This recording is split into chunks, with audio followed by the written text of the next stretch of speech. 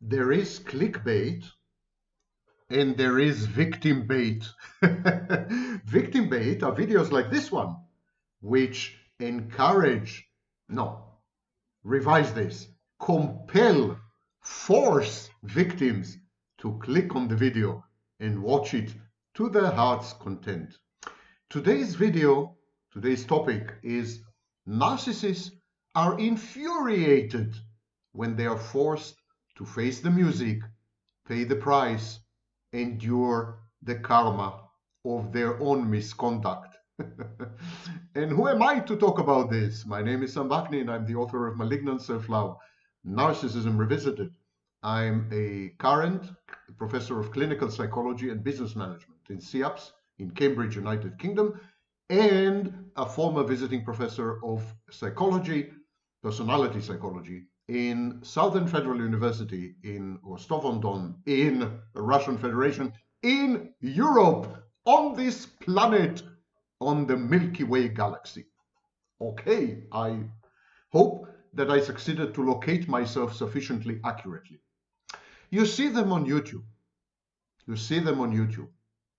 The wounded healers, saviors, the eternal, professional, competitive victims, the ones who can do no wrong and have done no wrong. They just keep bumping into abusers. Not their fault. They're not responsible. They've contributed nothing. They've never ever misbehaved. They're morally upright. They're sanctimonious. They're virtuous. It's just that people keep abusing them. Abusive girlfriends, abusive business partners, abusive spouses, abusive friends. Everyone around them takes advantage of them, humiliates them, attacks them, and they're angelic, they're virginal. It's a vomitary orgy of self-pity. Many of these are YouTubers, actually, and I'm sure you can identify a few of them in my words. Nothing is more pathetic, nothing is more revolting than a covert narcissist claiming the high moral ground.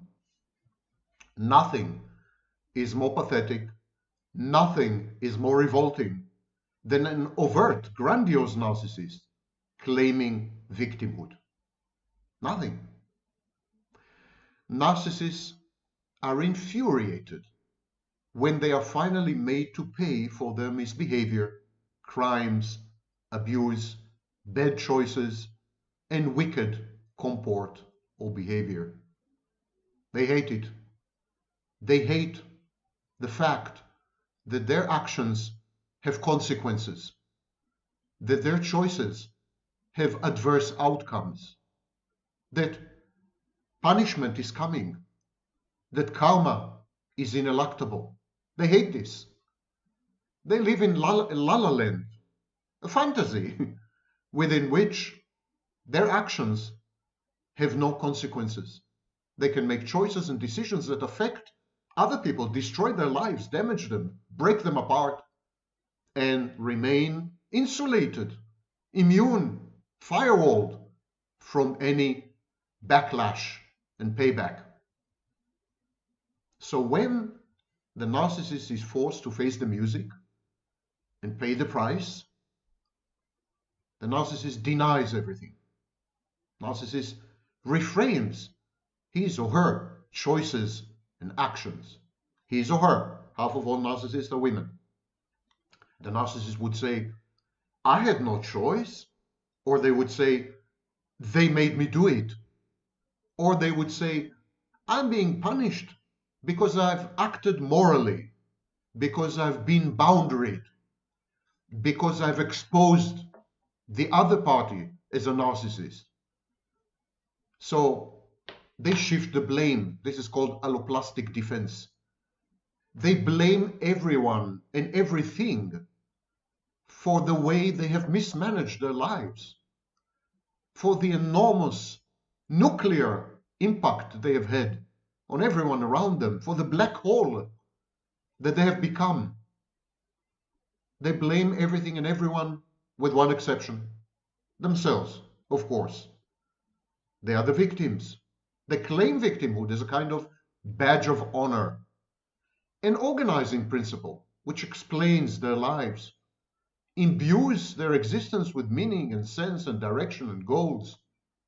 They are victims, and by virtue of being victims, they are entitled to special treatment. They have special rights. By virtue of being victims, they're unique. By virtue of being victims, they're experts on victimhood, on abuse, on narcissistic abuse, on everything. Never mind that they keep falling time and again into the traps of their own dysfunction and mental illness. They would still claim to be above it all, exonerated by some cosmic force.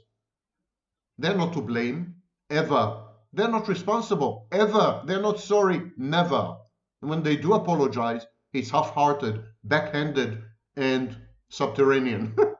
It's not an apology. They're never to blame. They're always to be pitied. They seek pity because they leverage pity to manipulate you. They invade your empathy and turn it against you.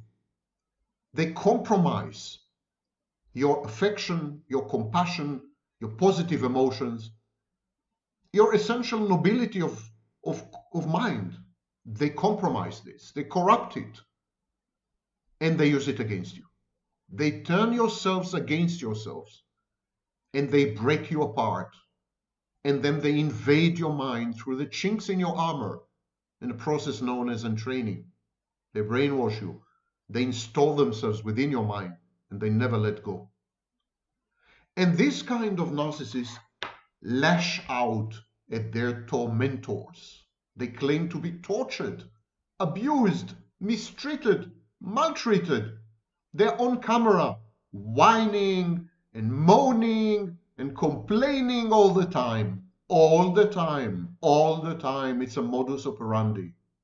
That's the way they operate. That's the way they operate. They're moaning, they're whining, they're despicable and repulsive, complaining. These are the bridgeheads on the way to invading your mind, compromising your essence, your being, and your identity, regressing you into an infantile state, coercing you to fulfill maternal roles, doing whatever they want with you within an ever-shifting shared fantasy. This is the bridgehead, the pity they provoke in you, the empathy that resonates with their false narrative. This is the bridgehead. Be careful. It's always D-Day with a narcissist. And they have full intent to change the regime. It's a regime change operation. Your old executive functions are out and they take over. It's a hostile takeover. They lash out at people because they claim to be on the right side of history, on the right side of morality, on the right side of decision making, making the right choices, acting the right way. They have never transgressed. They have never regretted anything. They are impeccable. They are immaculate. They are also immutable. This denial of who they truly are, this denial, this repression of their wicked impulses, this compounds their troubles because they externalize aggression, they act out, they lose it, they become clinically psychotic. You can see it in their eyes. Their eyes are shining bright, glassy, not human almost.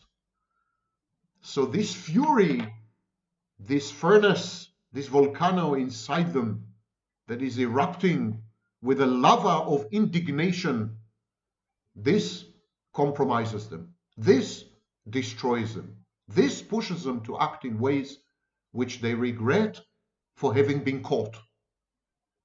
This places them very often in institutions, mental institutions or penitentiaries, incarceration.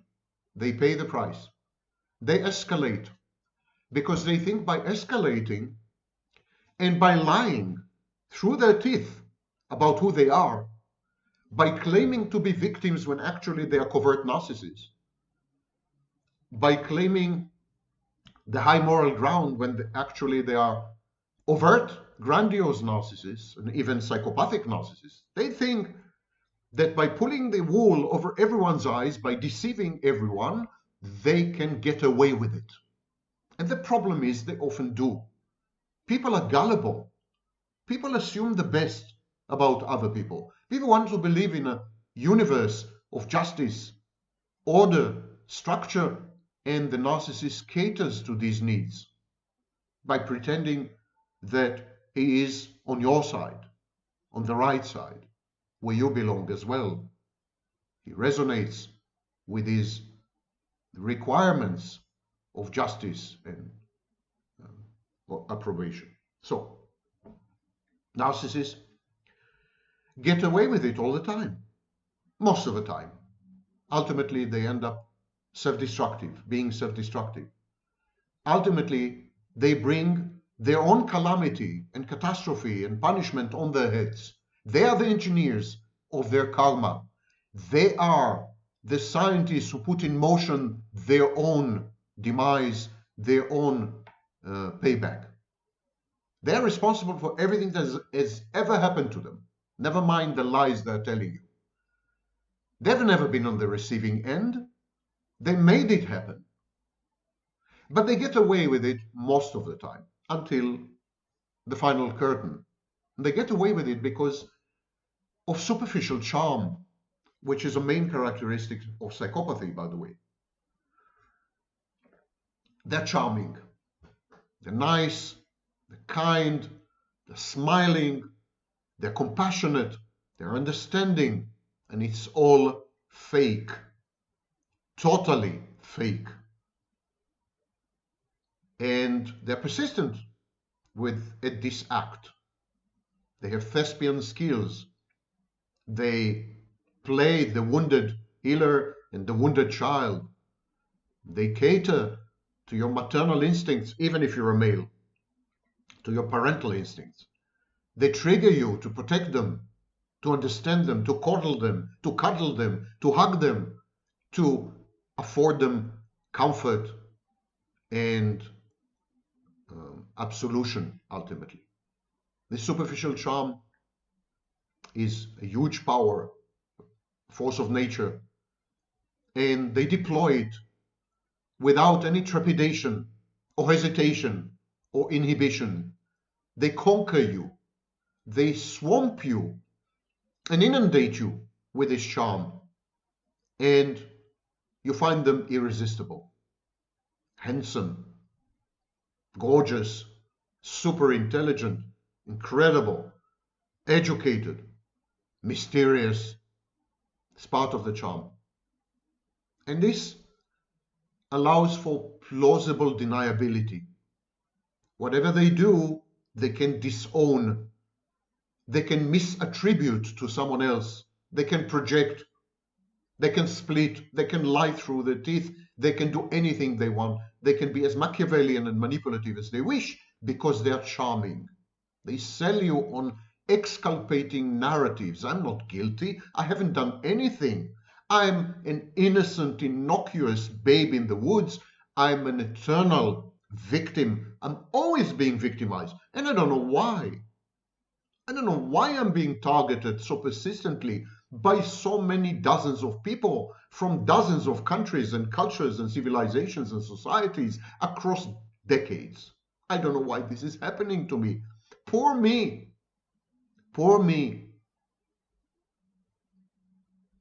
And the narcissist floods you with details.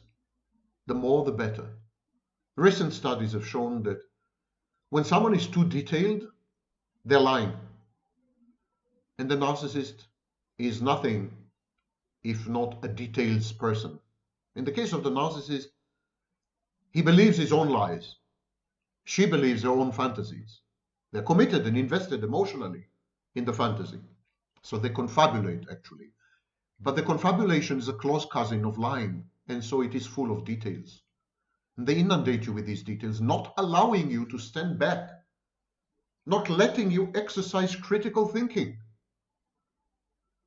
They nitpick, they hair split, they analyze semantics and semiotics, they argue on the meaning of words, they distort and mutilate and rape language itself, and they use flying monkeys, delay tactics, an intimidating aura, outlandish charges and counterclaims, crazy making, acting out. It's all disorienting.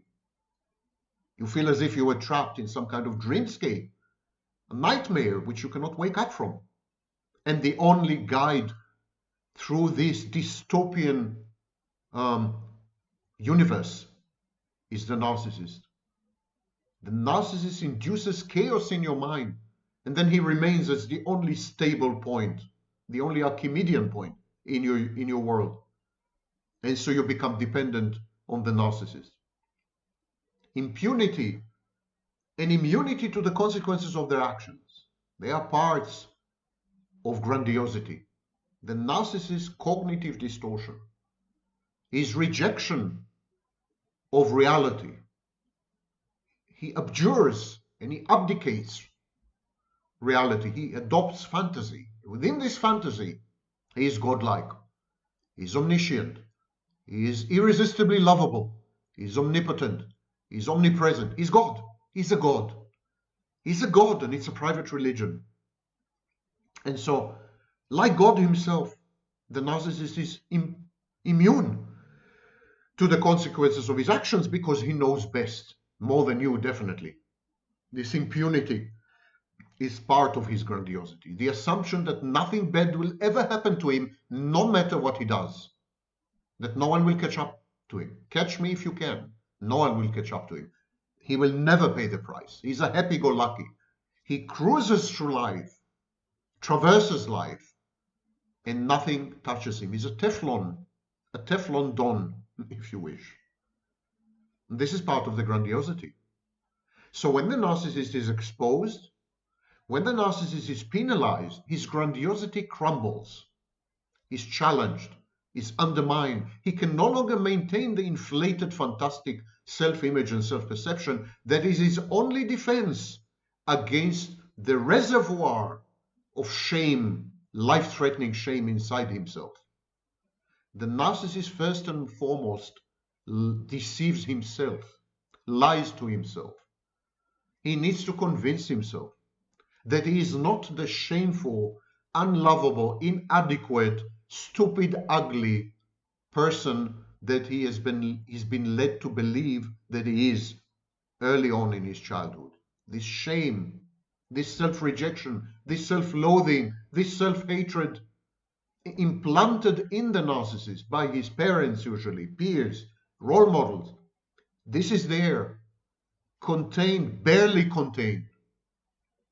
And the narcissist compensates for this with a pretension of being God, the false self, grandiosity. And when he's exposed, when he is punished, when he's taken down, when he is mocked and ridiculed, when he is criticized, and he feels that his grandiosity is gone, deactivated, and there it is, in full view, his shame, his disgrace, his guilt, his remorse, his self-rejection and self-loathing and self-hatred and self-destruction and self-trashing, and he feels annihilated. He feels about to die. It's a suicidal experience, and it is a narcissistic injury or even mortification. When faced with this, the narcissist's initial reaction is what we call negative affects. Enormous rage, enormous all-consuming rage, followed with hatred on the close heels of envy. Narcissist cannot control these negative affects. He is overwhelmed by them. He develops a borderline dynamic. All his defenses are down. He decompensates. And so he becomes clinically, for a while, a borderline. In order to restore himself, the narcissist resorts to one of two solutions, according to Libby, who has studied narcissistic mortification. There's the external solution. People are evil. They're out to get me. They conspire against me. They envy me. I'm the butt and the target of malign intent and malign planning, maliciousness, wickedness. I'm the lamb, the sacrificial lamb. I'm the scapegoat. I'm the innocent. I'm the babe in the woods. And I'm surrounded by the forces of evil and darkness. Stephen King wise. That's the external solution. Thereby self-aggrandizing as a victim. Self-aggrandizing as a pro-social moral being. Everyone around the narcissist is morally decrepit and corrupt, and the narcissist is actually the reification and embodiment of good, saintly, angelic. That's one solution, the external solution.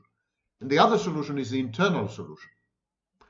Everything that has happened to me, says the narcissist to himself, I made it happen. It was my choice, my design, my plan. I just implemented it. And everyone around were my pawns on the chessboard of my life.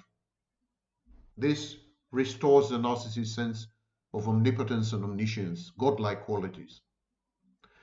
But the narcissist goes through an enormous period of tumult and torture, self-inflicted, when he faces the inevitable outcomes of his actions, choices, and decisions. When he's forced to face the music, to pay the price, to pay the piper, to descend down the path of punitive measures and countermeasures.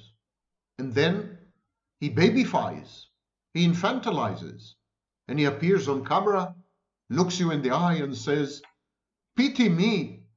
Look what people have been doing to me. I'm so good. I'm so innocent. I'm so moral. I'm such a healer. I'm such an angel. And these people keep abusing me, keep hurting me, and I don't deserve it because I'm perfection embodied. I don't deserve it because I don't do anything bad to anyone. Never, ever. I'm innocent, as white as the driven snow. And he or she looks you in the face and says these things and believes them. They believe these things. And because they believe these things, their conviction, coupled with their charm, passes through, infects you, is communicated to you in an irresistible manner, and you fall prey to their pathetic, revolting, self-pitying narratives, which have nothing to do with reality, because these are creatures of the dark. They are the ones to create the maelstrom, the black hole that has consumed everyone around them and ultimately themselves.